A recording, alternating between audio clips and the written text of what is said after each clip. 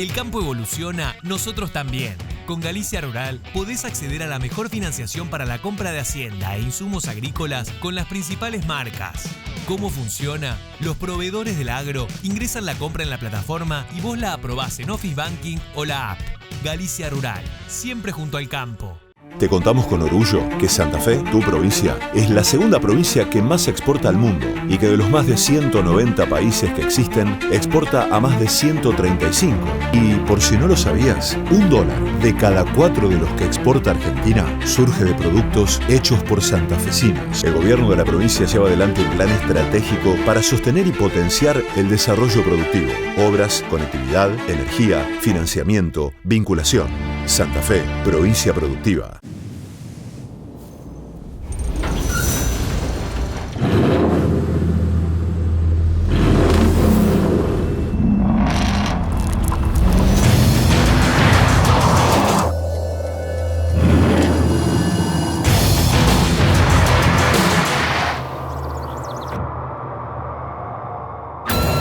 Amarok V6 con 258 caballos, la más indomable de las Amarok. Estamos sembrando la agricultura que vos y el mundo necesitan para que los cultivos se transformen en más y mejores alimentos. Desarrollamos tecnologías microbiológicas que estimulan el crecimiento y así podemos nutrir al campo y al mundo pensando en hoy y en el mañana. Rizobacter, mejor agricultura.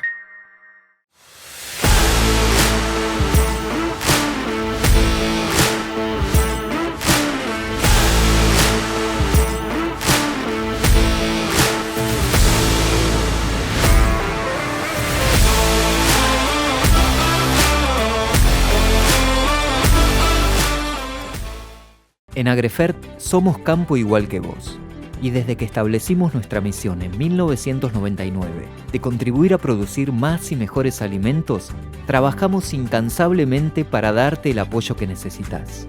Desde este predio ubicado en Comirsa San Nicolás, despachamos commodities y formulamos nuestras líneas nitrogenadas líquidas Surco, Surcomax y las mezclas sólidas Chacarero con la sinergia perfecta entre nitrógeno, azufre, zinc y calcio. Nuestro equipo de ventas te asesorará para que encuentres el fertilizante ideal para nutrir tus cultivos. Con Agrefert, tu campo rinde más.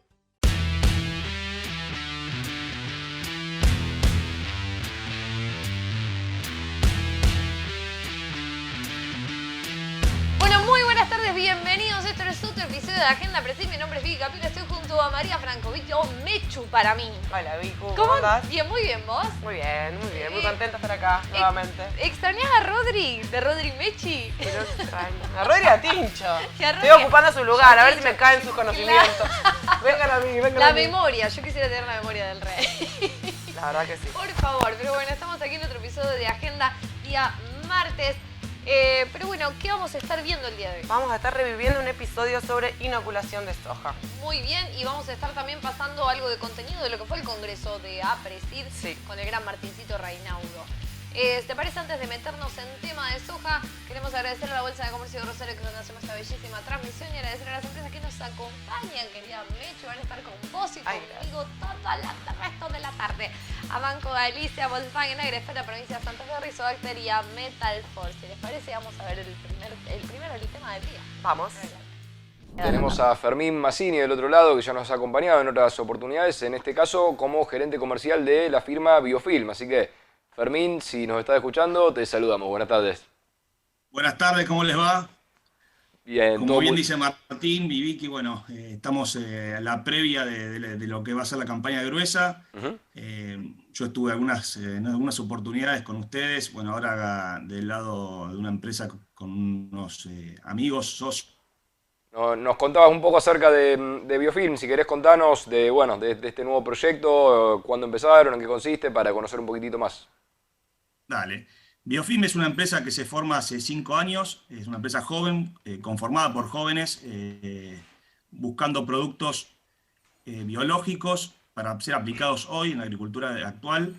Y esta sociedad de 3 amigos que se formó hace ya 5 años, con 5 campañas, entro yo como socio para armar la red comercial, viniendo ya de 15 años de experiencia en el agro, y sobre todo del nicho de negocio de biológicos de la mano de aprendizaje de mi currículum de Rizobacter, de AGD. Así que la idea es expandir la empresa tanto nacional como internacionalmente hacia Paraguay y Uruguay. Fermín, hoy por hoy se está hablando mucho de nutrición biológica, sobre todo, digamos, no productos que ya, como bien decís vos, vienen tradicionalmente siendo usados en el cultivo de soja, como todo lo que son los inoculantes. Hoy, como decís vos, también hay una línea muy importante y bastante investigación, digamos, y bastante ruido en todo lo que es bioestimulantes y otros productos, que vamos a también tocar seguramente, pero pensando, digamos, como decís vos, que estamos en un momento donde está por arrancar la campaña de Gruesa 22-23, hablemos un poquito de inoculación y de fijación biológica de nitrógeno. Lo primero que queremos preguntarte, como para sentar las bases, es que nos cuentes en pocas palabras, que ya, digamos, te debes haber cansado de hacerlo, que nos cuentes qué es un inoculante y por qué es importante inocular a las leguminosas. Bueno, simplemente un inoculante, sea cual fuese, es una bacteria que está viva, y a esa bacteria que está viva hay que cuidarla. Como todo ser vivo, hay que mantenerla viva. Y ahí entran, si querés, las empresas con sus formulaciones, porque partimos de la base que todos trabajamos con la misma cepa en el caso de soja, que es la cepa 109, brindada por el INTA, que es la que mayor efectividad tiene en el caso de soja, y lo que las empresas tienen que asegurar es que en ese packaging, en ese backing box, en el caso de que sea esa la presentación, esa bacteria llegue viva al campo.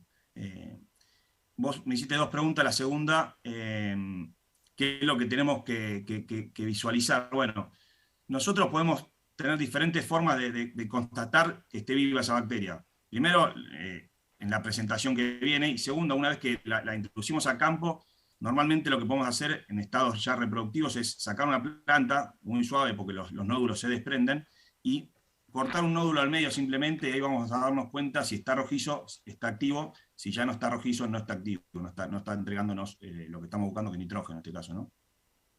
Fermín, por ahí no me gusta hablar de una campaña complicada, porque todas las campañas tienen sus complicaciones, entonces no vale la pena hacer mucho catarsis con eso, pero si uno, empieza a analizar los costos del cultivo de soja y, piensa en el inoculante, digamos, en la inoculación, tiene sentido pensarlo como una variable de ajuste, es decir, en no inocular, porque total tengo cepas naturalizadas, es una decisión errónea a tu criterio. ¿Qué nos puedes decir de esto, digamos, si es un insumo que es una inversión que tiene su repago bastante garantizado, y es erróneo decir, recorto el inoculante pensando en ahorrar algo de mi inversión? Me encanta esta pregunta, porque el productor es el que simplemente puede hacer una tirada sin inoculante todos los años para verificar el estado de desarrollo de ese cultivo. Por ahí medirlo, el rendimiento, después entra la cosechadora y va a ser difícil que lo termine de visualizar. Si lo puede hacer, excelente. Pero hay muchísima diferencia a la hora de generar nódulos en una planta, de nódulos que introducimos externamente, por eso hay que introducir la cepa de 109, que es la que está habilitada por el INTA, y no introducir otra bacteria. Este año principalmente, estamos hablando, yo el año pasado recién estaba verificando un poquito los números, el año pasado estábamos hablando que con la nodulación íbamos a reemplazar 180 kilos de $180 de N entregado por urea. Este año es el doble, estamos en $320 al precio de la urea que estamos hoy. Con lo cual es una práctica, si vos la llevás a números, estamos hablando que una inversión de $5 o $6 de inoculante versus $300 es la más rentable y la que mayor eficiencia tiene a la hora de decidir qué vamos a producir, digamos, qué le vamos a introducir de tecnología a ese cultivo de soja. Ni hablar en otros cultivos que realmente, como vos decís, hay cepas naturalizadas. Las cepas naturalizadas tienen un efecto normalmente sobre raíces secundarias, no sobre raíz primaria, y por eso disminuye la eficiencia de ese nódulo. Criollamente, Fermín, generalmente los nódulos que uno quiere son esos nódulos más grandes que están sobre la raíz primaria, ¿no? Exactamente. Nosotros lo que buscamos con la nodulación, digamos, con el inoculante, es introducir en el lugar justo ese nódulo. En cambio, cuando vos buscas el nódulo naturalizado, es el que vas a formar cuando la raíz empieza a expandir y explorar el suelo, ¿no? Bárbaro, Fermín. Y ahí, pensando un poco en toda la biología y la complejidad, digamos, que tienen estas bacterias, justamente las cepas que están naturalizadas no siempre son las más eficientes en proveer de nitrógeno a la planta. O sea, justamente por eso es que se busca inocular todos los años, ¿no? Exactamente. Y siendo la práctica, como te decía, la práctica más rentable del lado de lo que yo lo veo.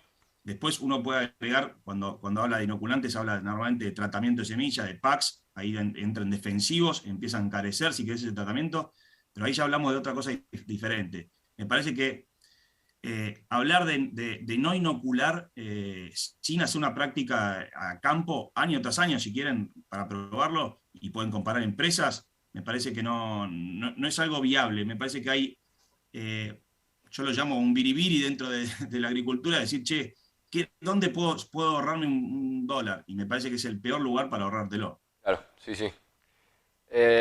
Fermín, pensando en lo que es la demanda del cultivo, en cuándo empiezan a trabajar estos nódulos, algo que por ahí estaría bueno que pongas en números algo de tu experiencia, de resultados de cuánto nitrógeno del que absorbe la soja, o sea, cuánto nitrógeno más o menos absorbe una soja en total, cuánto viene de la fijación biológica de nitrógeno, cuánto viene del suelo, cómo cambia, digamos, ese aporte según la disponibilidad de nitrógeno que tengamos en el suelo, porque, a ver, siempre hablamos de que es un proceso, en términos de energía, caro para la soja, digamos, la fijación biológica.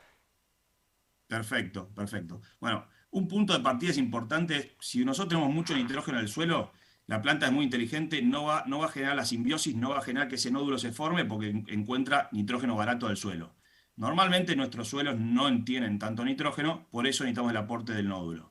Esta nodulación, digamos, una planta, para que tengamos una idea, en un rendimiento promedio de 3 toneladas de una soja, necesita 240 kilos de N. 240 kilos de N significa que vos tenés que multiplicarlo por 2, porque en el caso de la urea, si querés aportar, son 480 kilos de urea que deberías aplicar a campo, para que dimensionen el número. Ahora, si vamos a la eficiencia de lo que es la nodulación, una nodulación ronda entre los 55 y 70% de ese nitrógeno que requiere la planta, de esos 240, con lo cual decimos que la nodulación te aporta 150 kilos de N a la planta. El resto lo va a tener que sacar del suelo, no hay otra forma.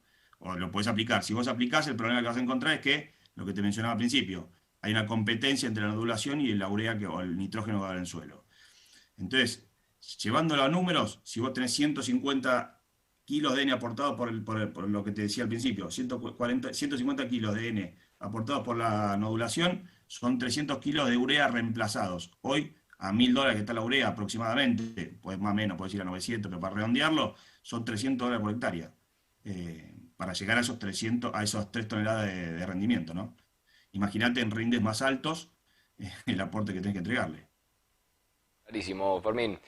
Bueno, y a ver, un poco justamente vos lo mencionabas antes, la particularidad de los inoculantes que son justamente formulaciones que tienen organismos vivos adentro literalmente, y bueno, por eso la importancia de cuidarlos, a diferencia por ahí de algún producto de síntesis química donde no tenés algún organismo vivo ahí adentro. En términos generales, Fermín, ¿cuál es por ahí un paso a paso desde el manejo de los bidones, de las vejigas, para mantener, digamos, una alta salud, literalmente, de esos organismos que están ahí adentro, bien. Hasta una correcta aplicación, y cuáles son todos los cuidados que debemos tener y errores comunes cuando aplicamos un inoculante?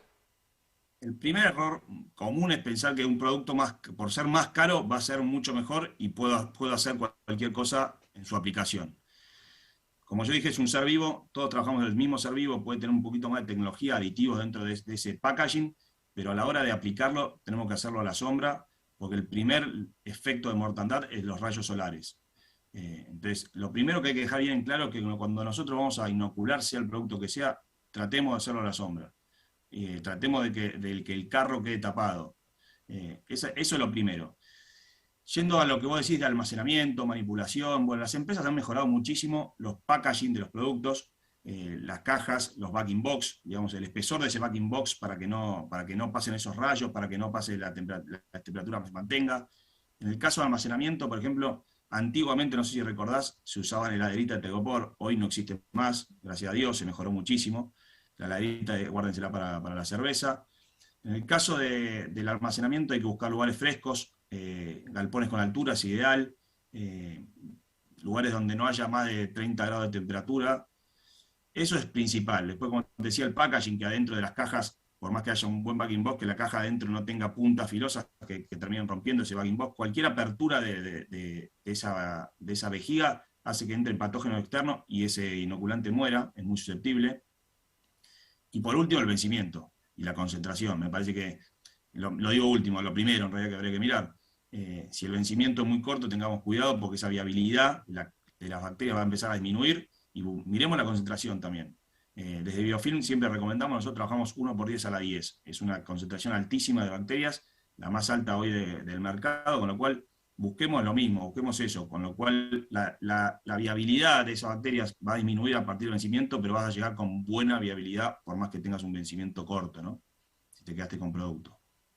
Bien, de eso te quería preguntar, digamos, algo, una práctica que es común también, por ahí no tanto en soja, pero por ahí en lotes con poca historia de vicia, siempre se recomienda primero arrancar con doble inoculación, te dicen. Entonces, cuando uno piensa la magnitud, digamos, de bacterias, como si vos, o sea, por ahí tenés del orden de millones o de cientos de millones adentro de un litro de inoculante, ¿se justifica la doble inoculación? ¿Cuál es la dosis mínima de bacterias por grano que hay que garantizar? Esas son cuestiones que a veces uno se pregunta, digamos, si tiene sentido o no tiene sentido la doble inoculación en algunos casos. Mirá, en el caso específico de vicia se está viendo muy buenos resultados con la doble inoculación. No es así con otros cultivos. En el caso de vicia usa el mismo inoculante, que es el Rhizobium leguminosarum, que es el que se utiliza en legumbres.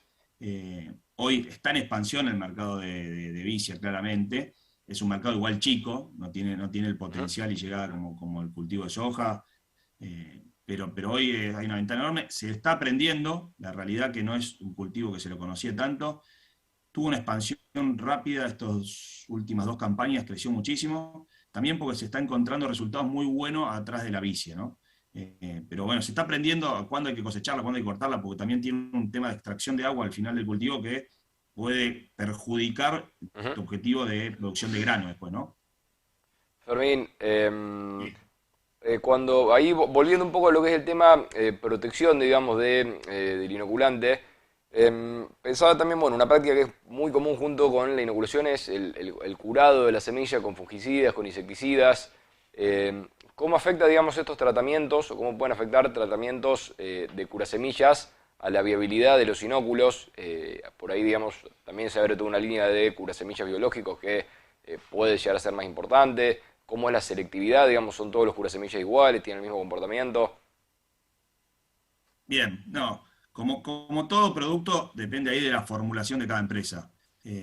Yo creo que ahí hay que respetar lo que cada empresa dice en su presentación. Después, si el productor quiere mezclar un fungicida de una empresa, un defensivo, ya sea insecticida o fungicida, con un inoculante de otra, está en ellos probarlo, digamos, y ahí ninguna empresa puede responsabilizarse. Me parece que hay que escuchar a las empresas en el caso de, che, yo este inoculante lo recomiendo con este fungicida. Bueno, eso principalmente. Como te decía al principio, se mejoró muchísimo la formulación en general en las empresas a través de los aditivos y la concentración de las bacterias que tienen en esa presentación. Con lo cual se mejoró mucho la compatibilidad entre los fungicidas, además que los fungicidas mejoraron muchísimo.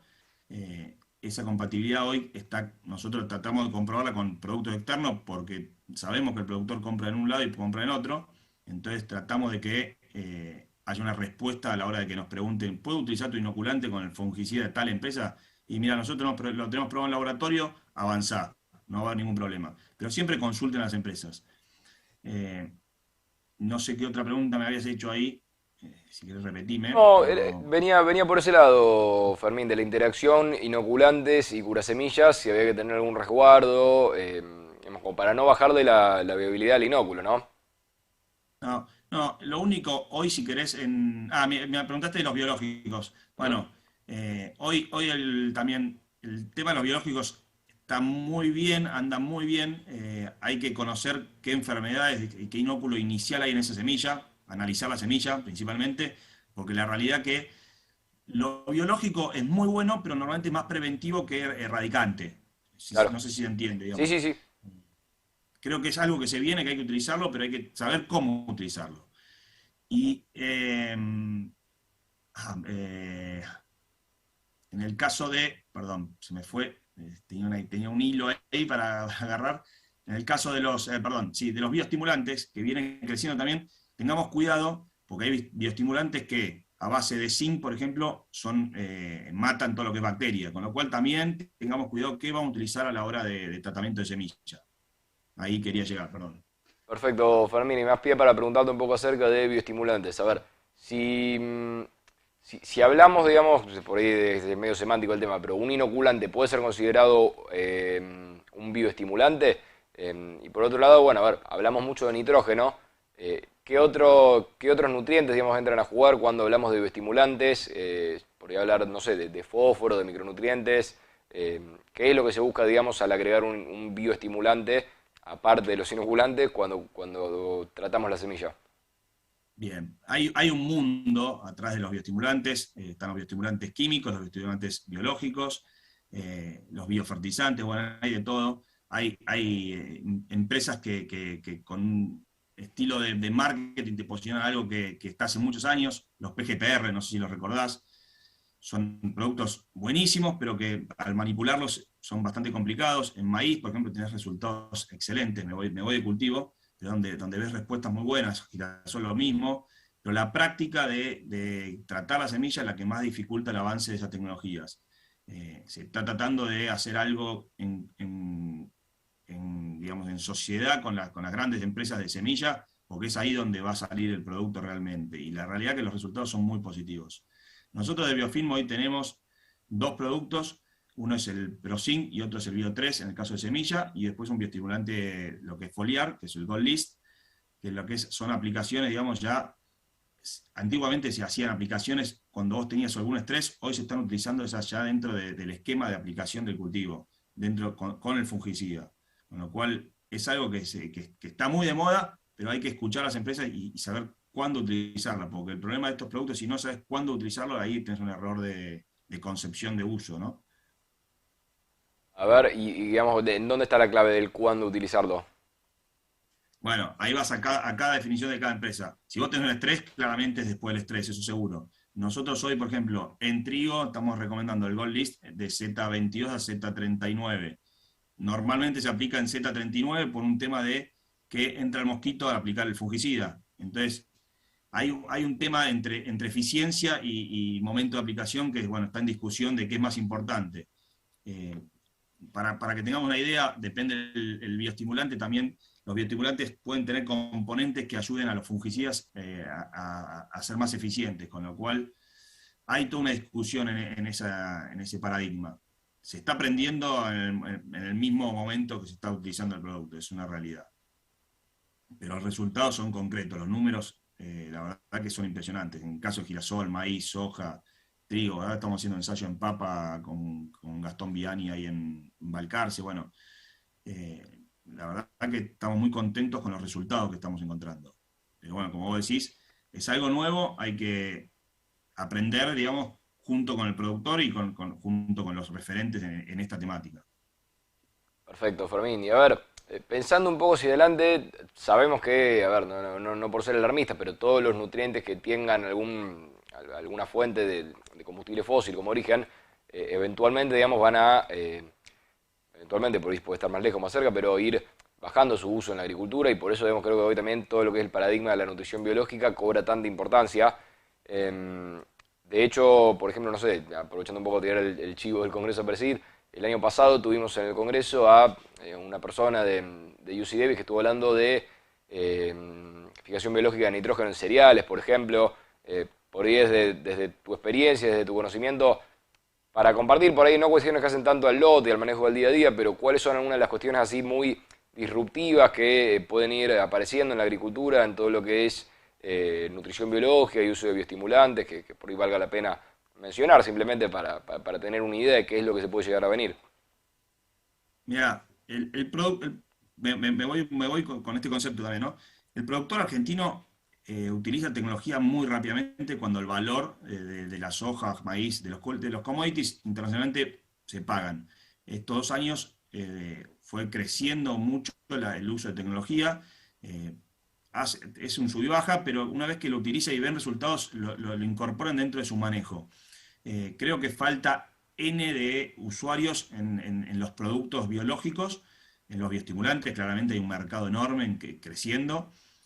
El reemplazo de los fertilizantes fósiles es una temática importantísima, porque no solamente es lo que estamos aplicando en el lote, sino el transporte, lo que, digamos, pensá que esto viene en barco, estamos hablando de huella de carbono enorme, de contaminaciones por todos lados, pero hoy no tenés un reemplazo claro. Lo que sí hay, asociaciones de productos que hacen que bajes esa concentración. Lo que me parece que es importante mostrarle si querés, como política agrícola es, vamos en un camino de mejorar esa aplicación, de en vez de utilizar 200 kilos de N, utilizar 100. Bueno, ese camino creo que estamos en esa vía, vamos muy bien. Ponerle una fecha es muy difícil, porque me parece que no hay algo que digas, esto reemplaza y me cambia totalmente mi modo de ver la agricultura. No hay algo así hoy. Hay muchas ganas, totalmente. Hay mucha investigación, muchísima. Hay mucha inversión de las empresas, porque el mundo está demandando que se baje esa huella de carbono, porque si miramos para adelante y seguíamos de esa forma, ya estamos cambiando, no íbamos en un buen camino. Hay que seguir aumentando la producción, con lo cual eso es es un choque de trenes, porque vos no podés seguir aumentando y de repente cambiar algo biológico que no te está dando eficiencia. Entonces, se está trabajando y creo que APRESID es uno de los lugares donde más se vinculan las empresas para encontrar eso, ¿no? Se está trabajando muchísimo. Bueno, excelente, Fermín. Muchas gracias. Muy buena info, digamos, como para ya fresquita tomar decisiones, como también, bueno, este último cierre que nos deja pensando un poco más hacia adelante. Así que, bueno, muchísimas gracias. Bueno, y regresamos nuevamente para meternos en tema de Congreso. Y yo casualmente, Mechi, tengo muchísimas dudas en tema de malezas. ¿En serio? Sí. Ay, justo gracias a Dios y de INTA te lo va a resolver. Muy bien, perfecto. Estamos entonces en nuestro espacio íntimo de Agenda APRESID en Congreso. Vamos a verlo. Nos toca ahora charlar con Horacio Aciaresi, investigador profesional del INTA Pergamino. Horacio, estuviste esta mañana hablando un poco de las malezas y el daño que produce sobre los cultivos, y te va a tocar también hablar esta tarde, formar parte del panel de la Chácara Pergamino de APRESID, que entiendo también van a estar hablando un poco de impacto ambiental. Contanos un poco, Horacio, qué fue alguno de los principales mensajes que quedaron esta mañana, algo de lo más interesante para rescatar. Bueno, buenas tardes, Martín, gracias por el espacio. En la charla, lo que tuvimos en esa hora de presentación, lo que abordamos es la cuestión de cómo, cuánto y cuándo las malezas impactan dentro de la productividad de los cultivos. Presentando fundamentalmente, ahí existen desarrollo ya de hace unos cuantos años, todo lo que tiene que ver con el análisis de los periodos críticos libres de malezas, los análisis de los periodos críticos de remoción de malezas. Eso es muy variable, depende de las condiciones de manejo, de los genotipos, y es una tecnología que se puso a punto en nuestro país, en el extranjero, en nuestro país, ya hace más de 20, 30 años. Y eso era un concepto que no todavía había resistencia dentro de nuestros sistemas productivos. Entonces, a partir de la resistencia, ese concepto o esa aproximación es como que quedó un tanto soslayada. Pero sigue siendo importante, con lo cual lo que planteamos en la charla fue la idea de rescatar determinados conceptos de lo que hablábamos del periodo crítico de remoción de malezas, del periodo crítico libre de malezas, y ajustarlo a cómo hoy manejamos las malezas. Bien. Horacio, por ahí, digamos, con fines de los 90, principios de los 2000, con lo fácil que era todo, digamos, entre comillas, en ese momento, uno se acostumbró a esa imagen del lote impecable, limpio. Eso, digamos, es algo que culturalmente hoy tenemos que cambiar, esa imagen. Nos podemos permitir, digamos, ver los lotes un poco más sucios. ¿Tiene sentido? Te pregunto eso, ¿tiene sentido ver los lotes así de limpios de alguna manera o no? Bueno, primero hay que ver si eso es posible, ¿no es cierto? Y ahí hay que separar, muchas veces lo que se pone... a ver, la resistencia, como que la evolución de la resistencia y tan alta puso al sistema en un estado de hipersensibilidad, digamos, ¿no? Entonces, era factible mantener los lotes limpios, teníamos la tecnología, obviamente sin resistencia, de poder tener los lotes limpios. Pero después, ¿qué ocurre? Empieza el problema de la resistencia. Y allí se pone en evidencia de que queremos eliminar cuanta maleza hay en el sistema. Y hay malezas que sí no tenemos que tolerar su presencia ni permitir la producción de semillas, pero hay otras que son malezas estables, su crecimiento poblacional es estable a lo largo de los años, no son problema, claro, ¿no? Entonces, son malezas que no han evolucionado en resistencia, con biotipos resistentes, con lo cual esas malezas muchas veces se gasta dinero o se gasta esfuerzo y atención en manejarlas y tratar de que no estén en el lote, y muchas veces esas malezas lo que hacen es regular, hemos hecho algunos estudios, la presencia de otras malezas que sí son relevantes, ¿no? Entonces, ahí hay que ver, en algunos casos hay que tener los lotes limpios y son una maleza relevante y con resistencia, y en otros casos nos podemos permitir determinado nivel de convivencia con esas malezas. Está buenísimo, Horacio. Contanos un poco qué es lo que vamos a ver ahora en la tarde en el panel de la Chacra Pergamino. Bueno, ahí en la participación desde el panel tiene que ver con lo que la Chacra viene dentro del proyecto nuevo, que es la cuantificación del impacto ambiental de las diferentes alternativas de manejo que lleva adelante la Chacra. Y bueno, se van a presentar diferentes aproximaciones con el uso de índices de impacto ambiental, y nosotros vamos a estar presentando un trabajo que hicimos en Pergamino también, que tiene que ver con la comparación de dos índices de impacto ambiental que muestran similitud de comportamiento y que muestran la importancia de contar con esos índices para poder bajar el impacto ambiental de las actividades agrícolas. Bueno, excelente, Horacio, ahí vamos a estar seguro. Bueno, muchas gracias. A vos. Bueno, chicos, y esto ha sido todo por hoy, ¿verdad? Todo por hoy. Pero nos reencontramos mañana para hablar de qué, querida Menchu. Seguimos con soja, pero ahora para saber qué grupo de madurez usar. Muy bien, y también nuestro temita de congreso. Nos reencontramos entonces mañana, misma hora, misma señal. Recuerden que el sábado también estamos en televisión por Somos, por Canal Somos, 19:30 horas el sábado. Y queremos agradecer a las empresas que nos acompañan, a la Bolsa de Comercio de Rosario, que es donde hacemos esta bella transmisión, y a las empresas que están con nosotros, a Banco Galicia, a Volkswagen, a Agrefert, a Provincia de Santa Fe, a Metalfor y a Rizobacter. Nos encontramos mañana, Mechu. Hasta mañana. Hasta mañana. Chau, chau. El campo evoluciona, nosotros también. Con Galicia Rural podés acceder a la mejor financiación para la compra de hacienda e insumos agrícolas con las principales marcas. ¿Cómo funciona? Los proveedores del agro ingresan la compra en la plataforma y vos la aprobás en Office Banking o la app. Galicia Rural, siempre junto al campo. Te contamos con orgullo que Santa Fe, tu provincia, es la segunda provincia que más exporta al mundo y que de los más de 190 países que existen, exporta a más de 135. Y por si no lo sabías, $1 de cada 4 de los que exporta Argentina surge de productos hechos por santafesinos. El gobierno de la provincia lleva adelante un plan estratégico para sostener y potenciar el desarrollo productivo, obras, conectividad, energía, financiamiento, vinculación. Santa Fe, provincia productiva.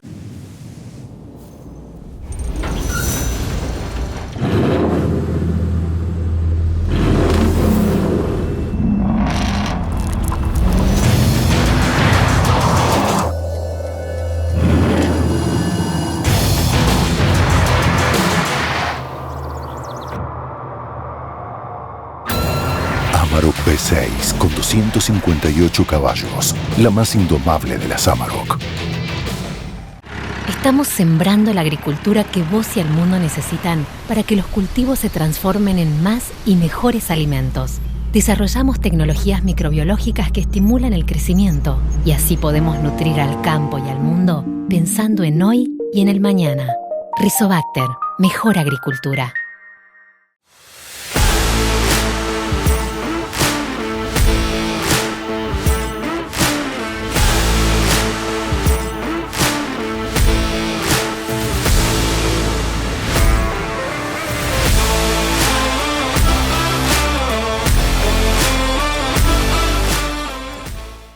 En Agrefert somos campo igual que vos. Y desde que establecimos nuestra misión en 1999 de contribuir a producir más y mejores alimentos, trabajamos incansablemente para darte el apoyo que necesitas. Desde este predio ubicado en Comirsa San Nicolás, despachamos commodities y formulamos nuestras líneas nitrogenadas líquidas Surco, Surcomax y las mezclas sólidas Chacarero con la sinergia perfecta entre nitrógeno, azufre, zinc y calcio. Nuestro equipo de ventas te asesorará para que encuentres el fertilizante ideal para nutrir tus cultivos. Con Agrefert, tu campo rinde más.